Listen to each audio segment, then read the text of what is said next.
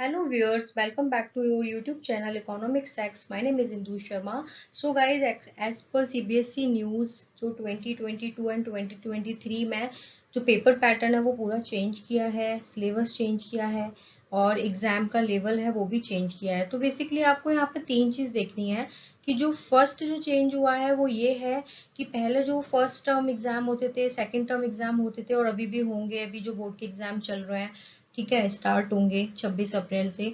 तो वो पैटर्न अब क्या हो गया है, खत्म कर दिया है। अब जो न्यूज सेशन है उसमें 2022 एंड 2023 से क्या है कि एक ही बोर्ड पेपर होगा, ओनली वन बोर्ड पेपर होगा, चाहे वो 10th हो चाहे वो 12th हो। और 11th के जो रेगुलर एग्जाम होता है वो भी फाइनल एग्जाम एक ही होगा, कोई टर्म वन और टर्म टू वाला पैटर्न अब नहीं रहा।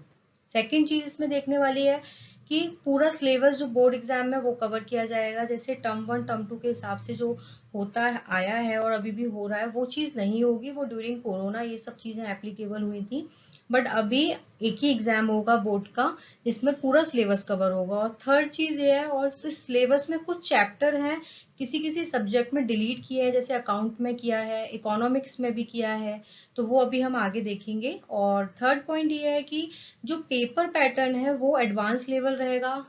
उसमें डिफरेंट डिफरेंट क्वेश्चंस और case studies based questions, ascertain based questions, तो वो पैटर्न भी अभी हम समझेंगे। तो बेसिकली तीन चीज हमें देखनी है यहाँ पर जो अभी चेंज हुई है। फर्स्ट ये कि एक ही बोर्ड एग्जाम होगा, सेकेंड थिंग कि होल सिलेबस कवर होगा, एंड थर्ड थिंग कि जो पेपर पैटर्न है वो क्या होगा, एडवांस लेवल होगा, एडवांस लेवल पेपर पैटर्न होगा।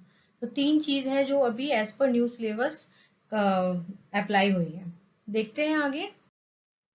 जो इकोनॉमिक्स है क्लास 11th का, उसमें सिलेबस एज इट इज है, देयर इज नो चेंज जैसे पहले था।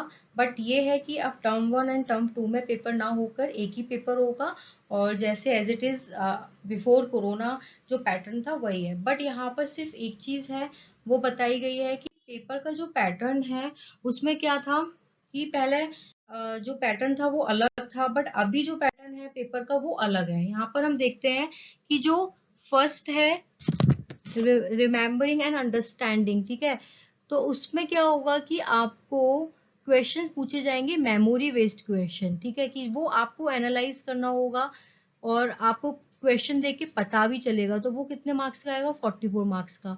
कुछ क्वेश्चंस अप्लाइंग बेस्ड आएंगे जिसमें आपको अपना भी माइंड यूज करना है, आपको जो सर्कुलेटिंग नॉलेज है वो सारी चीजें आपको देख के क्वेश्चंस को सॉल्व करना होगा। वो आप प्रैक्टिस करोगे, पढ़ोगे तो आपको इजीली समझ आएगा, वो 18 मार्क्स का आएगा। और एनालाइजिंग की सबसे जो मेन थिंग होती है वो ये होती है कि क्वेश्चन को एनालाइज करना। जब आप 11th 12th से ही, 10th क्लास से ही क्वेश्चन पैटर्न को एनालाइज करना सीखोगे तो आपको आगे कोई भी कंपटीशन में कोई भी प्रॉब्लम नहीं होगी। आपको वो एक हैबिट बन जाएगी क्वेश्चन को एनालाइज करना, इवेल्युएट करके क्वेश्चन को सॉल्व करना। तो बेसिकली थर्ड पैटर्न में जो कि कितने मार्क्स का होगा, 18 मार्क्स का होगा, उसमें बेसिकली आपको अपना व्यू, अपना थॉट, अपनी क्रिएटिंग पावर वो सब अप्लाई करनी होगी। तो ये अब एग्जाम का पैटर्न रहेगा एज पर न्यू सिलेबस। अब वो पहले जैसा नहीं रहेगा कि बुक के क्वेश्चंस आए और हमने इजीली वे में सॉल्व कर दिए। नो, पेपर पैटर्न बहुत एडवांस होगा और इस चीज का हमें ध्यान रखना होगा। और ये चीज not only in 11th class, class 12th 10th, her class में ये चीज एप्लीकेबल होगी। नेक्स्ट देखते हैं हम क्लास 12th में जो मैक्रो इकोनॉमिक्स है इसमें सेम एज इट इज है, कोई चेंजेस नहीं है, एज इट इज पेपर होगा। और जो यूनिट्स है, national income, money and banking, determination of income and employment, government budget and balance of payment, जिसमें फर्स्ट टर्म में अलग था। फर्स्ट टर्म में हम क्या पढ़ते थे, उसमें 2 यूनिट पढ़ते थे, अभी सेकेंड टर्म में 3 यूनिट पढ़ते हैं, है ना। तो इस तरीके से, सॉरी, सेकेंड टर्म में 2 यूनिट है, national income and related aggregates and determination of income and employment. और फर्स्ट टर्म में हमने पढ़ा था money and banking, government budget and balance of payment. But अभी ये टर्म पेपर पैटर्न जो है वो बिल्कुल खत्म कर दिया है, तो पूरा सिलेबस आएगा आपका। और इंडियन इकोनॉमिक्स में क्या है कि development of experience and economic reforms, ये तो है ही एज इट इज। पर जो current challenges facing Indian economics में जो पॉइंट्स थे, उसमें 2 चैप्टर हैं जो major chapter. First poverty and second chapter है इंफ्रास्ट्रक्चर।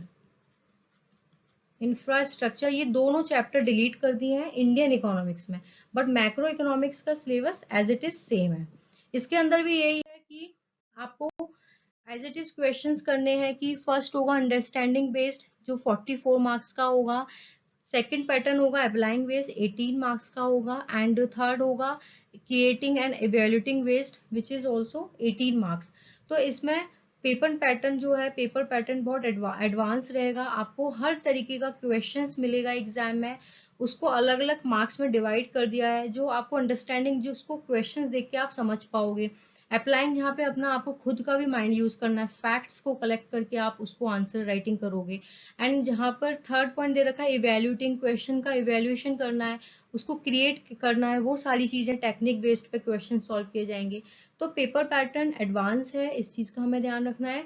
और तीन चीज मैं लास्ट बोलूंगी कि हमें फोकस करनी है और ध्यान देनी है, वो ये कि अब term one and term two वाला पैटर्न नहीं है, होल सिलेबस आएगा बोर्ड एग्जाम में। एंड थर्ड की पेपर पैटर्न जो है वो एडवांस लेवल का होगा। आई होप आपको ये समझ आया होगा अच्छे से, जो एज पर न्यू सिलेबस जो भी चेंजेस हुए हैं। So guys thank you so much.